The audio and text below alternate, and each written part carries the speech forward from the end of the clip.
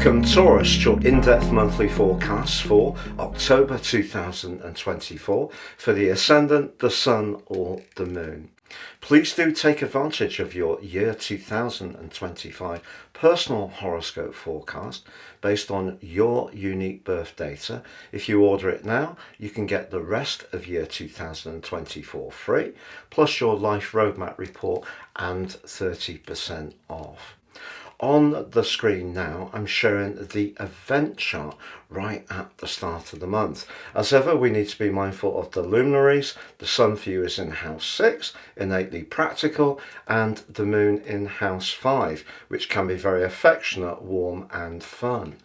But we also need to be mindful of the position of your ruler Venus, and it is in your opposite sign, which is really exciting. And if there is someone you're connecting well with, particularly in your friendship circle in the early part of this month, the connection, and it could be with a colleague, can get stronger as Venus aligns so constructively with Saturn, which can be about substance. However, the position of the Moon right at the start of this month does go face to face with Saturn. And I feel that old saying, if you can't please all of the people all of the time, does come up for me a little bit for you. Because there is going to be part of your situation which you're going to need to grapple with, which perhaps is a little bit unsexy, and someone may be a bit disappointed about that. So as much as there is the potential for that warm and deepening link, you're going to, through the solar eclipse, have an opportunity over the next 6 months to really get certain strands in your world working much more efficiently. And with Mercury in the mix as well, using your mind, technology, your communication skills is going to be important to this. The 6th house can be about work, it can be about our sacrifices, it can be about where we need to make some precise but important, sometimes small, but changes that eventually add up to something more substantive. For example, if you are in a role which is not giving you much stimulation or satisfaction, you may look to change your job over the next half year, particularly because the lunar eclipse across the 17th and 18th of September, depending on where you are, was accenting your future but also your idealism. So to make that idealism work around the practical solar eclipse, there may be some things that you have to perhaps flex on. It may not be exactly what you need, but at the same time, if you're doing something, working hard and feel totally unfulfilled, you may find yourself really becoming much more aware of seeking down a new opportunity. Now, the 6th house undoubtedly can be about well-being, particularly around what we can do, where we can be more virtuous. The 8th house, which is more of a Scorpio energy, is much more to do with outright health. But I feel for you, I feel that this 6th house opportunity, particularly with Mercury there, could see you gaining a lot of knowledge. Even if you have a particular appreciation of nutrition and home cooking, you may find that knowledge really expands over the next half year. So an exciting start to the month for sure. But on the 9th, Jupiter, the planet of fortune, and in your sector of everyday money, which has brought the potential for some opportunities since the start of, or the end of May, that does go into its 4-month retrograde. But this is something that happens every single year. And indeed, at the heart of this month on the 14th, despite the retrograde, Jupiter still forges a very constructive link to the Sun in that practical 6th house. So if you are someone who can use your resources more effectively, one of the things that Jupiter can do is trick us into thinking that everything's going to be amazing, but we have to put the graft in order to get the reward. So Jupiter going retrograde in some ways could make you think more deeply about resources, but also about your values. And maybe that also feeds into the solar eclipse opportunity. Where do you feel that you can give your time and energy, the energy of the solar eclipse, in a way which feels meaningful for you, Jupiter in its retrograde? So you can work those energies together. Now on the 12th, Pluto goes direct. It went retrograde on the 11th of May. And the opportunity for you, now it's back in Capricorn, is to gain more knowledge through to when it moves back to Aquarius on the 19th of November. But knowledge comes in many different guises. It can come from an informal chat with a friend who just has a lot of experience in a particular area, can come from doing a formal course, going to college, or it can come from what we read and absorb online. But Pluto going direct in your ninth house certainly encourages you to reflect on just how much information and knowledge you've gained since 2008, and I think it's been a lot, and I think a lot of that knowledge has been life knowledge, but particularly through travel and experimentation in various ways. But at the heart of this month, Venus, your ruler, does go opposite Uranus. If you're single, this could see you encounter someone who really makes your heart race. But will this person be a person that you can really rely upon for the long term?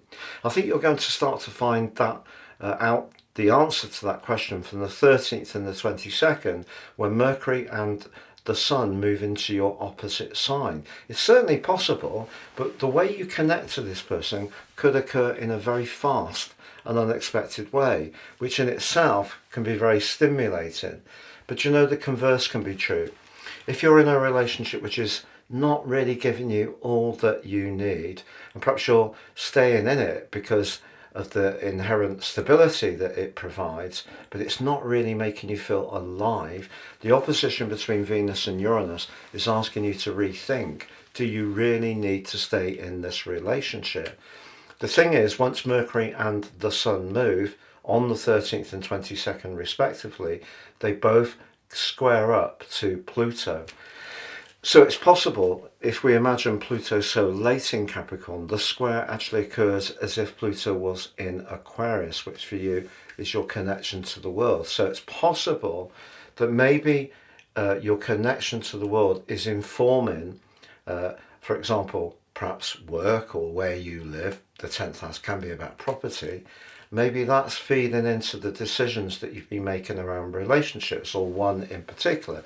So the opposition between Venus and Uranus challenges all of that and asks you to ask yourself some very searching questions about whether you're in the most authentic relationship for you.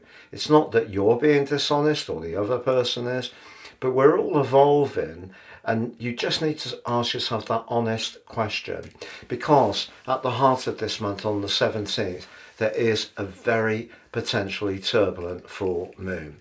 For you, it occurs in your 12th house, which can be the part of life that we're reluctant, all of us are reluctant to look at. It can be to do with our fears, our anxieties, our subconscious, the painful elements of our past. On the other side of the heavens is the Sun in the more practical area, but it's possible in terms of our professional situation, for example, that something could come into the open, because the 12th house can, in traditional astrology, be where we have hidden enemies.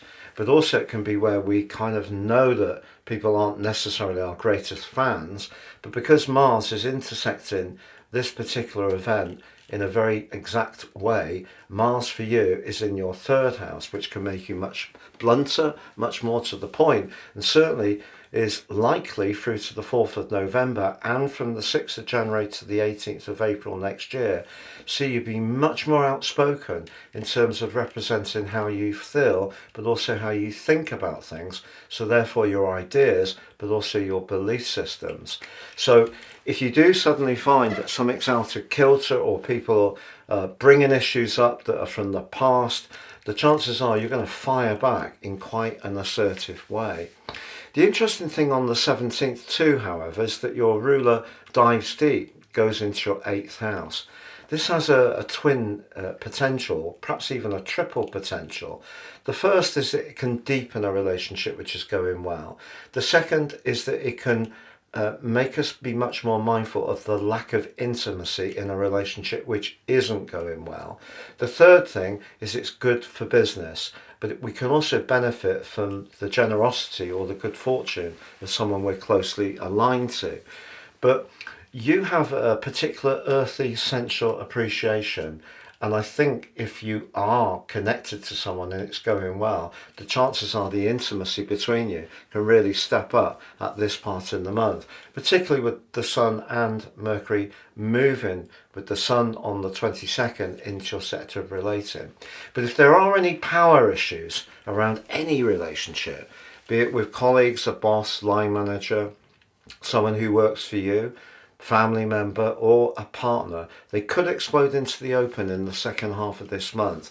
But what people could be surprised about is that you're not going to receive other people's viewpoints without standing your ground. And in the last week of this month, you could find yourself being extremely militant as Mars goes opposite Pluto across your third and ninth house axis, which is about ideas, communication, but in the case of Pluto, your higher beliefs, but also your ruler is challenged by Saturn.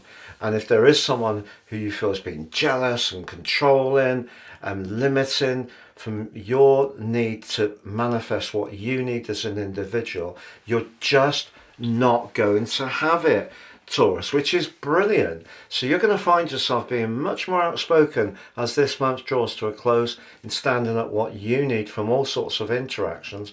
But at the start of the month and over the next 6 months, I feel the basic structure of your life is set to go through some kind of big reorganization, but at the end of it, it will be better defined and better for you, because I feel that you will be guided towards making the changes that are needed. Have a great month, Taurus, and do please check out that year 2025 personal horoscope forecast offer. You'll get the rest of this year free, but also 30% off with your life roadmap report, all based totally on your unique birth data and great value too. Please see the link below for more.